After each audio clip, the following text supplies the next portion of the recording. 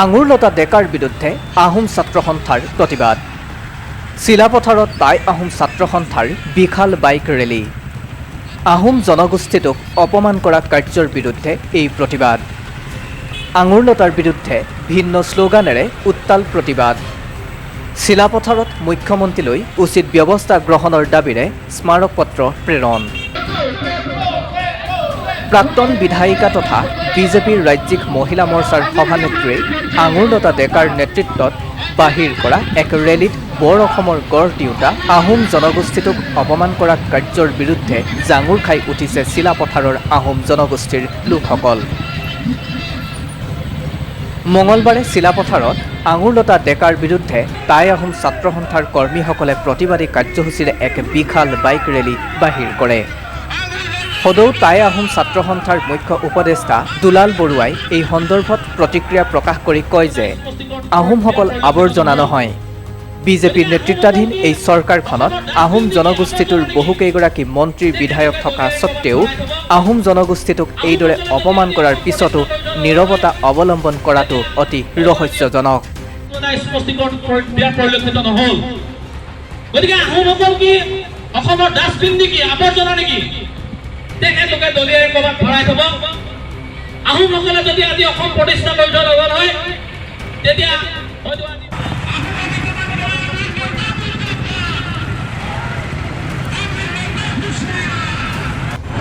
যোৱা দুদিনমানৰ আগতে অসমৰ বিজেপি দলৰ ৰাজ্যিক মহিলা নেত্ৰী আঙুৰলতা ডেকাই আহোম জাতিক গৌবেগ তেওঁৰ নেতৃত্বত আহোম জাতিক গৌবেগ ভাঙি দিয়া পৰিলক্ষিত হ'ল।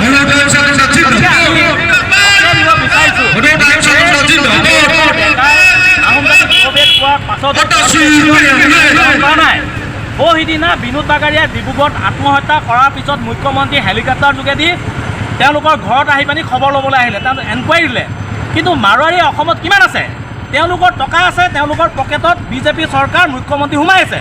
সেইকাৰণে তেওঁলোকে এজন অপৰাধী, যিহেতু ছুইচাইড মানে অপৰাধী, আত্মহত্যা কৰা এজন অপৰাধী, সেই অপৰাধীজনৰ ঘৰত খবৰ ল'বলৈ আহি পানি তেওঁলোকে এনকুৱাৰী দিলে।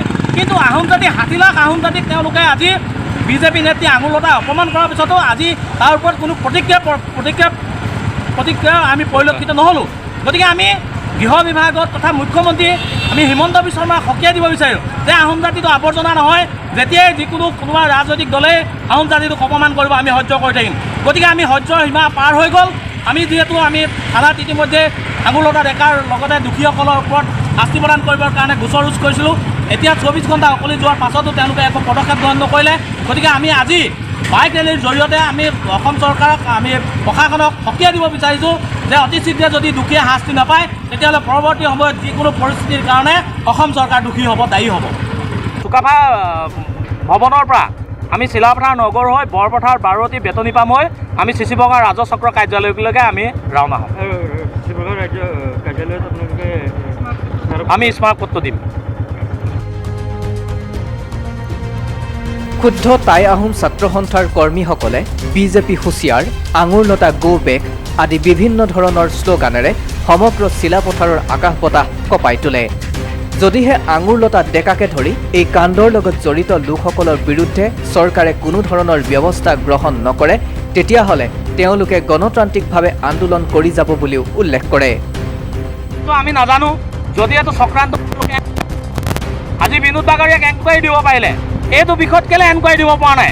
যদি এইটো ক্ৰাইম কৰিছে, এইটো ইলেক্ট্ৰনিক ডিভাইচৰ দ্বাৰা ক্ৰাইম হৈছে, গতিকে সেইটো তেওঁলোকৰ দায়িত্ব, আমাৰ দায়িত্ব নহয়। যিহেতু আমাক ৰাজহুৱাভাৱে এটা চেনেলৰ যোগেদি এই কথাটো ভিডিঅ'ত প্ৰচাৰ হৈছে। আজিৰ এই বিশাল বাইক ৰেলী চিলাপথাৰ নগৰৰ চুকাফা ভৱনৰ পৰা নগৰৰ মাজমজিয়াৰে গৈ বৰপথাৰ, বাৰুৱতী, বেতনী পাম্প হৈ চিচিবৰ গাঁৱত অন্ত পৰে। প্ৰতিবাদী ছাত্ৰ সংগঠনৰ নেতাসকলে চিচিবৰ গাঁও ৰাজচক্ৰ বিষয়াৰ জৰিয়তে মুখ্যমন্ত্ৰীলৈ এই সন্দৰ্ভত ব্যৱস্থা গ্ৰহণৰ দাবীৰে এখন স্মাৰক পত্ৰও প্ৰেৰণ কৰে। চিলাপথাৰৰ পৰা বিকাশ শইকীয়াৰ ৰিপৰ্ট, নতুন সময়।